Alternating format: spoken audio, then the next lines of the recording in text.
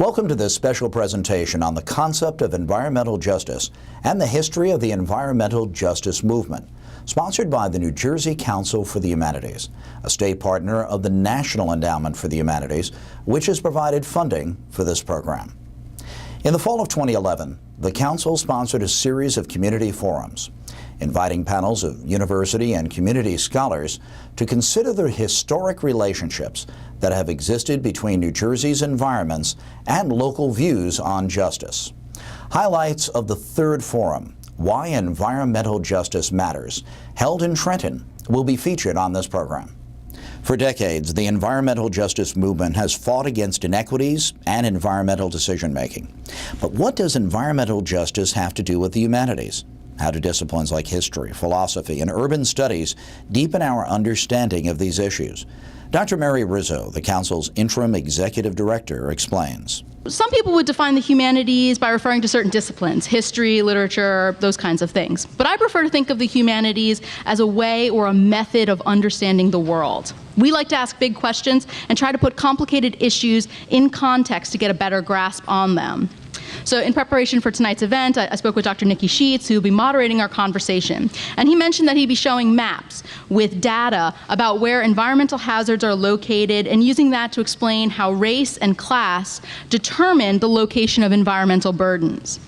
While the people who gathered that data and made those maps are scientists, explaining what that data means begins to bring us into the realm of the humanities. Dr. Nikki Sheets, trained as a lawyer and scientist, is currently director of the Center for the Urban Environment, Watson Institute for Public Policy at Thomas Edison State College, and was both a presenter and the moderator of this forum. When Dr. Sheets presented the maps that Dr. Rizzo mentioned, he told the audience members that the facts they would reveal would shake them to their moral foundations. With that claim, I know you're asking, what is this about? Well, it's about something that Peggy reference, cumulative impacts. Right, let me tell you what cumulative impacts, what the issue of cumulative impacts involves. We're talking about multiple pollutants spewed by multiple sources of pollution in a neighborhood. Cumulative impacts and pollution in neighborhoods in New Jersey are correlated, connected with race and income. And this gets you into the justice problem, the environmental justice problem, and then ethical problems.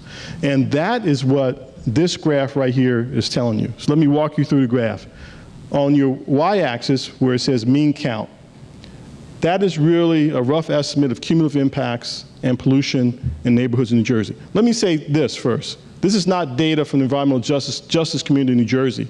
This is data from the New Jersey Department of Environmental Protection. This is official state data. All right, so on the y-axis says mean count. You have a rough estimate of cumulative impacts and pollution in neighborhoods.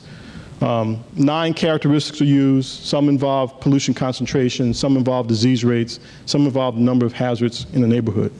Now look on the x-axis. You see percent minority and percent poverty. Right, the top one talks about race, the number of people of color in the neighborhood. The bottom one talks about poverty, the number of poor people in the neighborhood.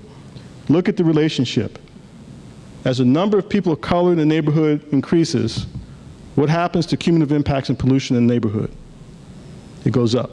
So a member of the New Jersey Environmental Justice Alliance, Dr. Peter Montague of the Environmental Research Foundation, has done some maps in Mercer County and all over the state. Now this map shows you the green, this just shows you Mercer County, right? The blue is areas of Mercer County has below median income, family income. The green are areas of Mercer County has above family income. If you live in a neighborhood that has below family income in New Jersey, the median, there are 7.3 times as many environmental hazards per square mile in your neighborhoods as if you live in a neighborhood, this is on average, that has above average income. Right? In Mercer County, the number of environmental hazards in the neighborhood is connected to the amount of money in your pocket. Keep going for me, man. This talks about race. Green is below the median number of people of color in your neighborhood. Blue is the opposite way. Green is above the number, above the median number of people of color in your neighborhood. Blue is below it. If you live in a neighborhood in Mercer County where you have above the median number of people of color in your neighborhood, there are 1.9 times as many environmental hazards per square mile in these neighborhoods as if you live in a neighborhood that has below the median number of people of color. And Mercer County The amount of pollution in your neighborhood is connected to race. Protecting New Jersey's Environment from Cancer Alley to the New Garden State is a 2011 New Jersey Council for the Humanities honor book. Its author is an environmental scientist named Thomas Belton, who works for the State Department of Environmental Protection and was a presenter on the panel. He tells the tale of two neighborhoods in Camden, sites of major legal decisions that demonstrate the complex role between the law and public policy.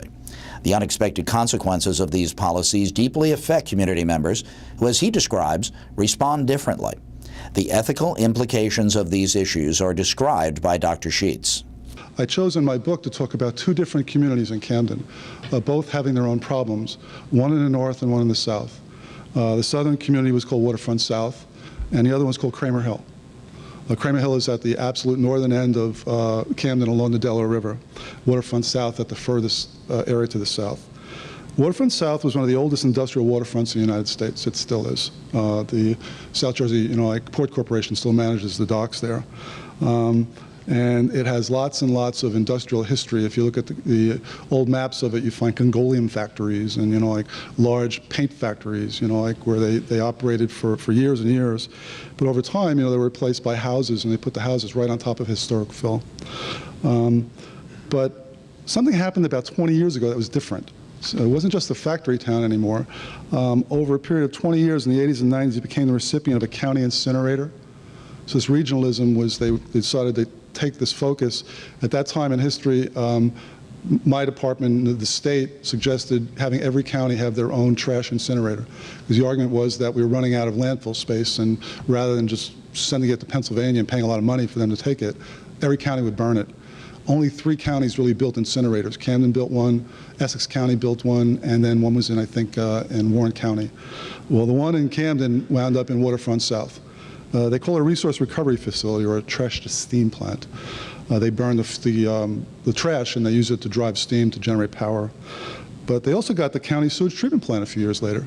They regionalized the sewage plant, and the entire county now pumps all their sewage to this one little spot in Waterfront South, where it's treated in this humongous sewage treatment plant, which then releases it into the Delaware River.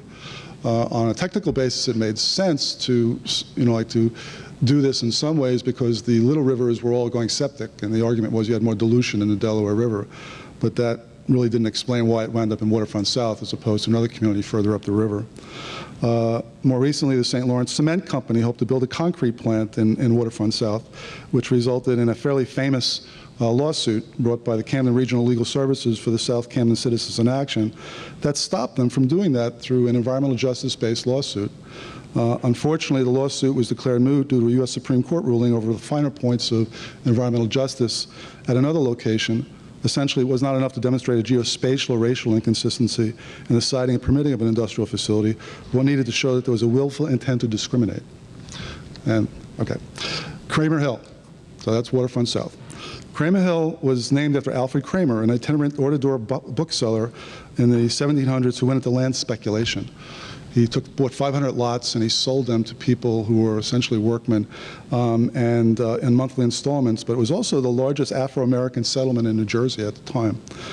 By 2000, it's still a poor community, but it's much more stable than Waterfront South, with lots of homeowners, primarily Latino, with a lucrative bit of property just offshore on the Delaware River called Petty's Island. 2003, Kramer Hill redevelopment plan was put together, and Cherokee Investment Partners came in with plans to use the $175 million in state money, along with their own funds, to develop Kramer Hill. However, their plan was to use eminent domain to buy out and knock down all the houses in a set of projects, locate the residents to some unyet specified location, and build middle-class houses with an elevated highway to get around the more unsavory drug corners, and build a golf course on Petty's Island with a marina. The community didn't like this. It resulted in a series of legal wrangling that went on for about 3 years, and finally died. Not so much because of an EJ lawsuit, but because they just, they lost on a number of technicalities. And Cherokee, surprisingly or not so surprisingly, backed out of the deal. At that point, the Kramer Hill Community Benefits Committee was asked, what do you really want in Kramer Hill? And they put together an action plan. They said they wanted jobs. They wanted youth programs, neighborhood safety and cleanup, rec facilities, and affordable housing. Ironically, some of the money that was focused into some of these brownfield communities in Kramer Hill were developed by the Ray Kroc Foundation. Ray Kroc was the man who developed McDonald's. And his family is very generous and beneficent, and gave money to the Salvation Army to build a community center with an atrium-style town plaza, a family service center, child care, rec facilities, and job training, which is exactly what the community wanted before the state and municipal officials got involved in Kramer Hill. Two questions, kind of broad questions, since this is a humanities, we're trying to connect this to the humanities. First, what does it mean if a society knows about a manifest injustice, a blatant injustice that you've seen, and it does nothing? What does that say about society? Second, in that society that knows about a manifest and blatant injustice and does nothing, will that society eventually become so morally and ethically corrupt and bankrupt that it will not be able to operate? I want to thank the Council for Humanities for giving us all the opportunity to put environmental justice in a context, an ethical and justice context. Thank you. These ethical questions drive policymakers and activists to create solutions. Peggy Shepard, Executive Director of We Act for Environmental Justice, discussed these issues in her keynote address. She told the audience the history of the environmental justice movement and its successes, including the development of a new academic discipline, civil rights legislation, and public awareness. Along the way, there have been many losses, but also inspiring victories. So grassroots struggles have really advanced public policy at the state and federal level. It spurred the development of an academic field. Nowadays, universities have master's degrees in environmental justice.